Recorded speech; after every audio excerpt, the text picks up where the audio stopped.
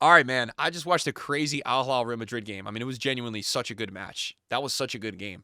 And I've watched a couple really good games in the last couple days, like the last 24 hours, like three really good matches. And I'm sitting here saying, I really like this tournament. I do. You know why I like this tournament? Because I don't see these matchups. And none of these teams really know how to face off against each other.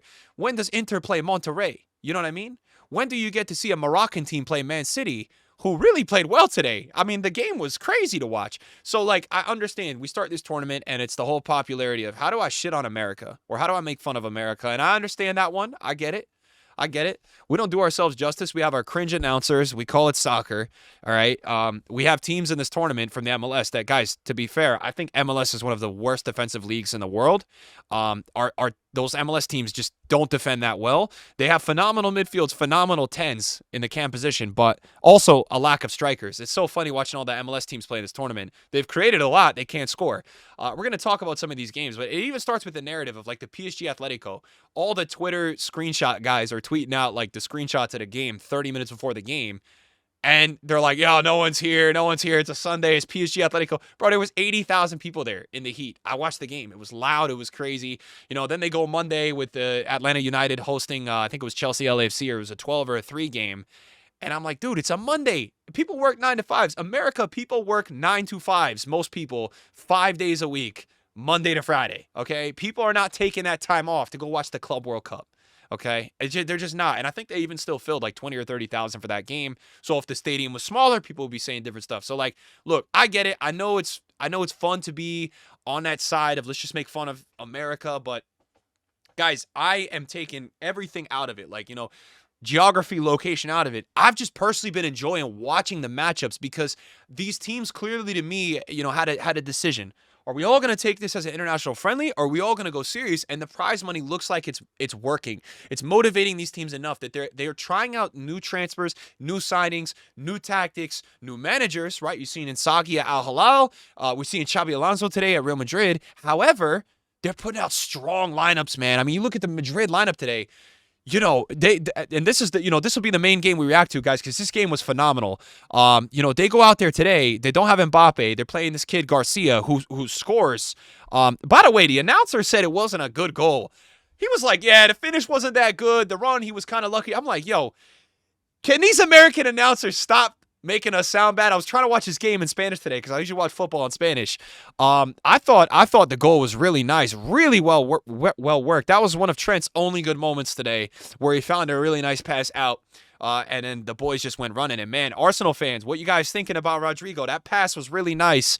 And then, you know, this was such a funny game because this was a match where we had like so many penalty shouts, right? So Al-Hilal gets a penalty. You know, I mean, Asensio, for me, guys, you know, Asensio, he's so mistake prone. Like, I see this guy making bad decisions a lot.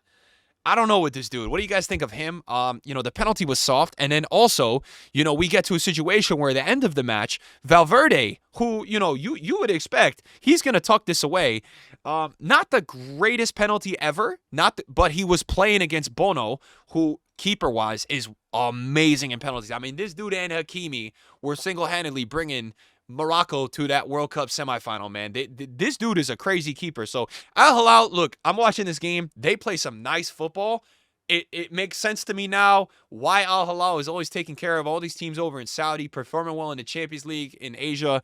This is a serious team. I mean, and it's crazy because Neymar went to this team, basically robbed the salary, and only played, 2 matches. So, man, this is a serious team. Valverde misses this penalty at the end. There's no excuses there. And it was a situation where the penalty seemed soft. You know, the Al-Hilal right back, like, clawed the guy unintentionally at the top of the box. Was it a penalty? I guess by the rule book, maybe it was. It seemed soft to me. Ball didn't lie. I would have liked to see it not be a penalty, but I know that's not how penalties are decided.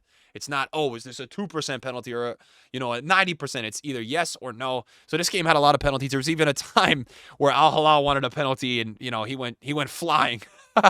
So everybody is saying, everybody on Twitter is saying Al-Hilal is the Barca of Saudi Arabia.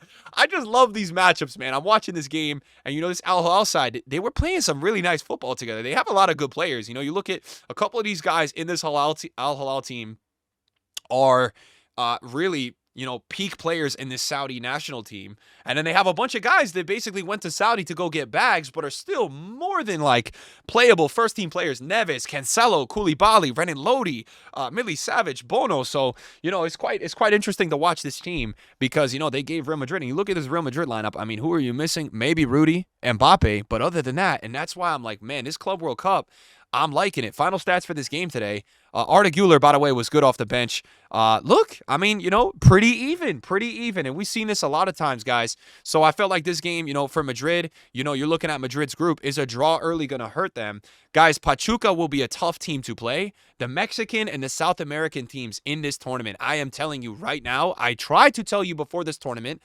these guys, all right, the style of football, the European teams are struggling against this style because of the passion and the physicality. Those guys will bleed for it, I'm telling you. It's less about the check for them. This is their World Cup.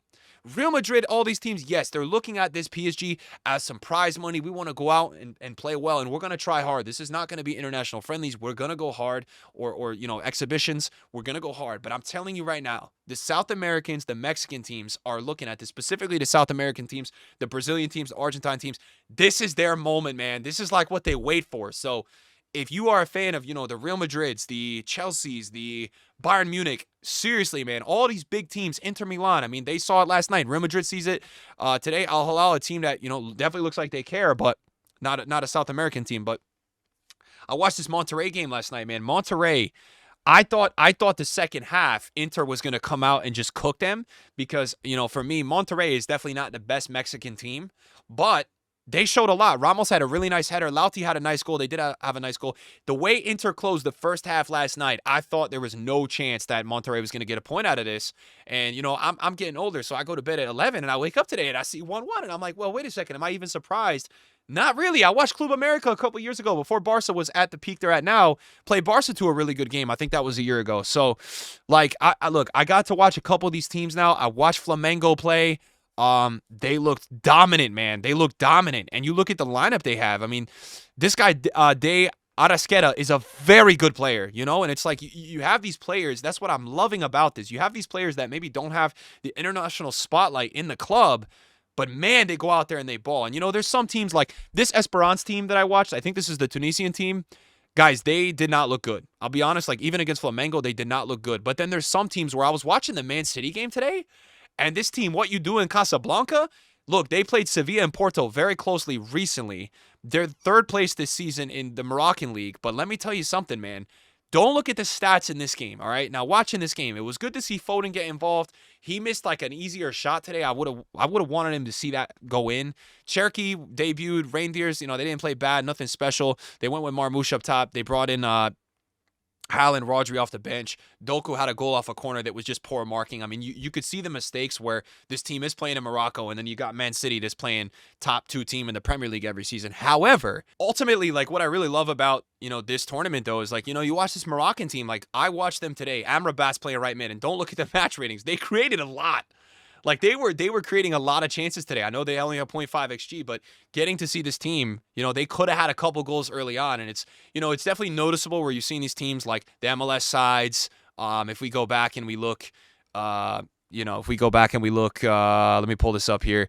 These teams, like statistically though, this Sounders team had a really good game against Botafogo in the second half. They just couldn't get the finishing there.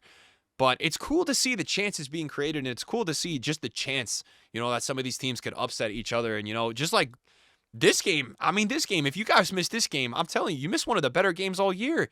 We got 2 red cards in this game. This was just peak. I mean, I thought Benfica was going to win this game by a goal, and Boca Juniors show me, why these Argentine and these Brazilian teams are so serious. So, guys, I'm going to be honest with you guys. I'm really enjoying this. I'm going to do more videos because I've been watching most of the games. I went into this tournament being like, I don't know. I can't really take it that seriously. And now I'm looking at it like I'm really watching every game. And DAZN, who I don't know if it's in your guys' country necessarily. I know it's Canada and America. They have all these games on it for free. So you could just log in, make an account. It's not an ad. You could just make an account. And I'm watching these on my laptop. I got it on TV at the office every day.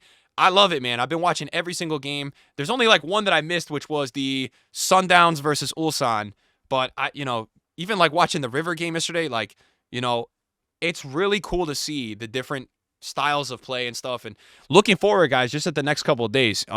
Tonight we have Pachuca Salzburg. I expect Juventus to do well against Al-In, but this Al-In team, you know, let's see. Let's see. Now I do expect Juventus to do well. This game is going to be close. Pachuca Salzburg, right? Salzburg could do well, but we'll see. Inter Miami Porto tomorrow, just to talk about some games in the future, guys.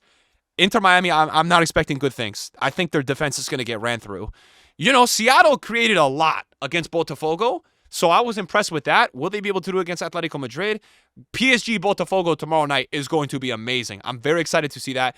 Bayern Boca on Friday. Flamengo Chelsea. Chelsea fans, let me tell you something right now. This is going to be a very tough game, okay? A very tough game. And I wonder if Nico de la Cruz is going to come back. It says he's injured. Amazing player. I don't know if he's going to come back at some point. We've already seen the Brazilian team. I think Fluminense tied Dortmund.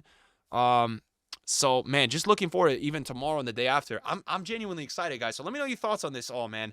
I'm just making a video because I've honestly been really enjoying watching the football. Let me know your thoughts on everything, guys. And I'll see you guys in a video soon. Peace.